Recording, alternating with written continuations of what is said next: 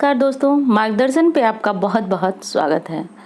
दोस्तों, कलश विसर्जन नवरात्रि में हमने बहुत सारी बातें की। कलश किस प्रकार रखना है, माता रानी की पूजा विधि के बारे में, कन्या किस प्रकार खिलाएं, यानी समस्त हमारी पूजा पाठ जो है वह संपूर्ण हो गया। दोस्तों, नवरात्र का सबसे जो समाप्ति का समय होता है वह होता है कलश विसर्जन।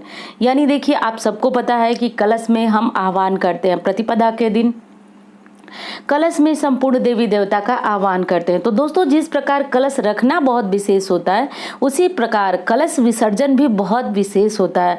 और अगर विशेष तरीके से कलश विसर्जन न किया जाए तो कलश विसर्जन का हमें जो दोष है वो लगता है। अब दोस्तों, कोई ऐसी बहुत बड़ी बात नहीं है जिसे करने में बहुत बड़ी परेशानी हो। तो अब देख लीजिए आगे कि क्या करना है। कलश विसर्जन से संबंधित जो जानकारियां हैं वो आपको इस वीडियो में मिलेंगे। दोस्तों, सर्वप्रथम आप दसवीं तिथि में जब कलश विसर्जन करेंगे, एक चीज़ मैं आपको एकदम स्पष्ट बता रही हूँ कि दसवीं तिथि में ही आप कलश विसर्जन करेंगे। पर इस बार तिथि को लेकर जो है बहुत अधिक मतभेद है। और दोस्तों, ऐसा हमारे हिंदू धर्म में होता भी आ रहा है। तो अगर देखिए, आपको इसमें परेशान होने वाली बात नहीं है। अगर आप किसी तिथि में आप अष्टमी का व्रत रहे, नवमी का व्रत रखे, तो इसमें कोई दिक्कत वाली बात नहीं है। देखिए, कृष्ण जन्माष्टमी हो गया, यानी बहुत सारे त्यौहार जो है हमारे मतभेद के कारण दो तरीके से मन रहा है। अब कारण यह है कि कुछ लोग जो है जिस तिथि में सूर्योदय होता है, यानी उदया तिथि के त्यौहार को जो है मान्यता देते हैं। उदया तिथि में जो तिथि होती है उसको मान्यता देते हैं। और कुछ लोग जो है पूरे दिन में जो तिथि होती है उसको मान्यता देते हैं। तो इस बार जो कलश स्थापना का जो समय है वह है 26 तारीख को, सोमवार के दिन। दोस्तों, 26 तारीख सोमवार के दिन आपको सुबह 9 बजे से पहले ही कलश विसर्जन कर लेना है। अब सुबह 9 बजे से पहले ही आपको कलश विसर्जन समाप्त कर लेना है, क्योंकि दोस्तों उसके बाद आपकी प्रतिपदा तिथि शुरू हो जा रही है। तो इसलिए कलश विसर्जन आपको सोमवार को 9 बजे से पहले ही, यानी दोस्तों 6 से 8 का मुहूर्त, सुबह 6 बजे से 8 बजे का मुहूर्त जो है वह कलश विसर्जन के लिए बहुत विशेष मुहूर्त है। तो इस मुहूर्त में आप अपना कलश विसर्जन कर लें। तो देखिए, आपने 9 दिनों तक पूजा की, पाठ की। अब कलश विसर्जन के दिन भी आपको सुबह नहा धो करके और अपने पूजा घर की जिस प्रकार आप साफ सफाई, जैसी भी व्यवस्था है आपकी, आप करते हैं उस तरह से आप कर लीजिए। अब कलश के पास आपको जाना है जब विसर्जन करना है, तो पूजा पाठ करने के बाद आपको कलश विसर्जन करना है। जो पूजा पाठ भोग वगैरह आप लगाते हैं वो भोग पूजा सब कुछ कर लीजिए। उसके बाद जाइए कलश के पास, थोड़ा सा अक्षत लेकर के जाइए और अक्षत हाथ में रख करके और आप आंखें बंद करके भगवान से ये बोलिए।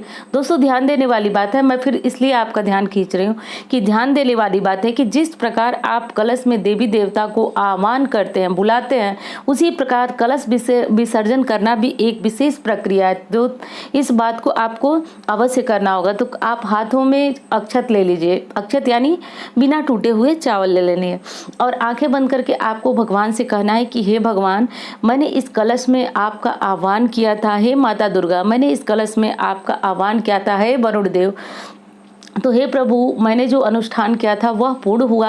अब आप अपने लोक को जाइए माता लक्ष्मी और गणेश को छोड़ करके। और हे प्रभु, जब मैं पुनः आपका आह्वान करूंगी तो आप फिर हमारे यहाँ आकर के यज्ञ अनुष्ठान को पूर्ण कीजिएगा। ऐसा बोलते हुए आपको अक्षत वहाँ कलश के पास छोड़ देना है।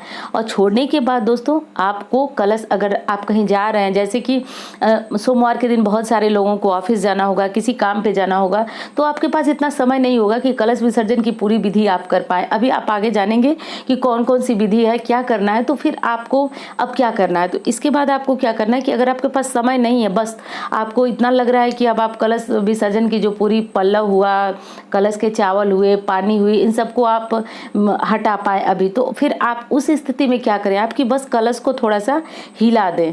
दोस्तों, अगर आप कलश को हिला देते हैं तो आपका कलश विसर्जन पूर्ण हो जाता है।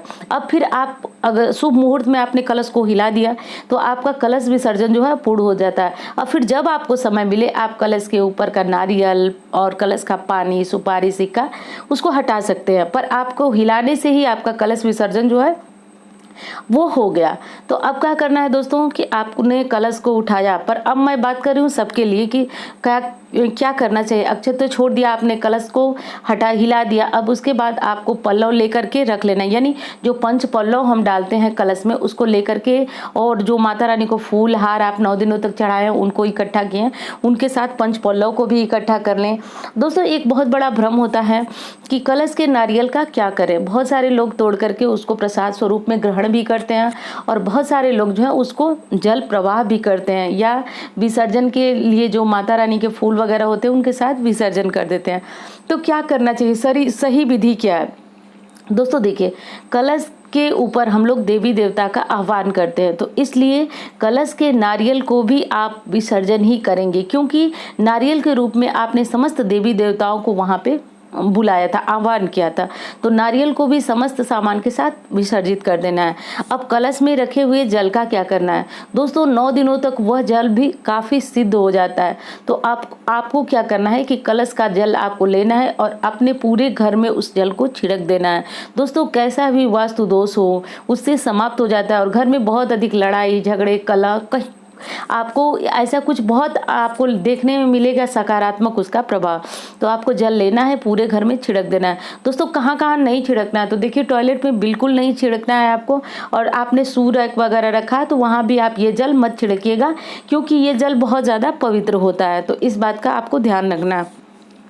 कलश के ऊपर जो चावल रखते हैं वो क्या करें दोस्तों? अगर आपके यहाँ ब्राह्मण पुरोहित जी आ रहे हैं, तो फिर अगर वो आ रहे हैं कलश को मतलब जैसे कि आपने 9 दिनों तक पाठ कराया या फिर कलश विसर्जन कराया, हवन कराया, तो वो स्वयं ही आपके चावल वगैरह जो है वो ले लेंगे। लेकिन अगर आपने स्वयं किया तो फिर क्या करें? तो देखिए, आप इस चावल को चाहें तो और इसमें चावल मिला करके मंदिर में दान कर सकते हैं, या फिर चिड़ियों को भी खिला सकते हैं, इसमें कोई दोष नहीं है। आप चिड़ियों को भी खिला सकते हैं। और अगली बात है कि आपने जो कपड़ा माता रानी के लिए लाल रंग का बिछाया था, देखिए बहुत सारे लोग लाल रंग का वस्त्र बिछा करके पूरी मंदिर में ही सजाए होते हैं, तो वो बात अलग है, उसमें आपको कपड़ा उठा करके दान देने की आवश्यकता नहीं है। पर जो लोग अलग से माता रानी के लिए चौकी लगा करके और पूजा कर रहे थे, तो वो लाल वस्त्र का क्या करें? तो लाल वस्त्र आप पुरोहित को दान दे सकते हैं, या फिर आप चाहें तो उस वस्त्र को आप अपने भगवान के, जैसे कोई दिया हो गया, भगवान के बर्तन हो गए, इनको पोंछने के लिए भी आप उनका इस्तेमाल कर सकते हैं। पर दोस्तों अच्छा यही होगा, उचित यही होगा कि आप इस वस्त्र को जो है वह दान कर दें। अब कलश की सुपारी और सिक्के का क्या करें, और उसमें जो हल्दी की गांठ हम डाले होते हैं वो सब क्या करें? तो दोस्तों वो आप मंदिर में दान कर सकते हैं। और अभी अभी मैंने कहा कि अगर पुरोहित जी आते हैं तो वो स्वयं ले जाएंगे, तो नहीं आते हैं तो इन चीज़ों को आप मंदिर में रख दें। मंदिर में रखना उचित होता है। अब दोस्तों इस प्रकार आप करें। देखिए बहुत सारी इसकी विधियां हैं। अगर आप चाहें तो इस चीज़ को आप अपने घर की तिजोरी में भी रख सकते हैं, परंतु होता यह है कि आप जो तिजोरी में पैसे रखते हैं वो हर नवरात्रि या हर पूजा में हम कलश रखते हैं, तो हर पूजा में हर नवरात्रि में अलग अलग चीज़ें कलश में हम डालते हैं। यानी इस बार जो सुपारी पड़ा, इस बार जो सिक्का पड़ा, वो अगली बार नहीं पड़ेगा। तो कितने सारे सिक्के और हल्दी की गांठ हम अपने तिजोरी में रखेंगे? नहीं रख सकते इतने सारे, तो फिर उसको मंदिर में देना ही बेहतर होगा। या फिर एक और उपाय है कि आप चाहें तो इस बार की, जैसे कोई आपने पूजा किया, नवरात्रि हवन किया, नवरात्रि के कलश का पैसा, सुपारी और हल्दी आपने अभी रख लिया, जो पुराना वाला आपने रखा था, तो हल्दी तो उसमें खराब हो जाती है, बाकी जो सामग्री थी वो पुरानी वाली निकाल करके आप मंदिर में दान कर सकते हैं, और बाकी जो चीज़ें आप उन्हें रख सकते हैं। और दोस्तों बस यही सारी जो ज़रूरी बातें थी वो मुझे आपको बताना था। तो दोस्तों इस प्रकार से करके आप अपने कलश विसर्जन की प्रक्रिया को जो है वह पूर्ण करें। और दोस्तों एक बार फिर कहूँगी कि आप कलश विसर्जन के मुहूर्त को भी जानें, और कलश विसर्जन बिल्कुल मुहूर्त में ही करें, इससे आपको बेहद लाभ होगा। तो दोस्तों उम्मीद करती हूँ वीडियो आपको अच्छी लगेगी। मिलती हूँ इसी तरह की वीडियो के साथ। धन्यवाद।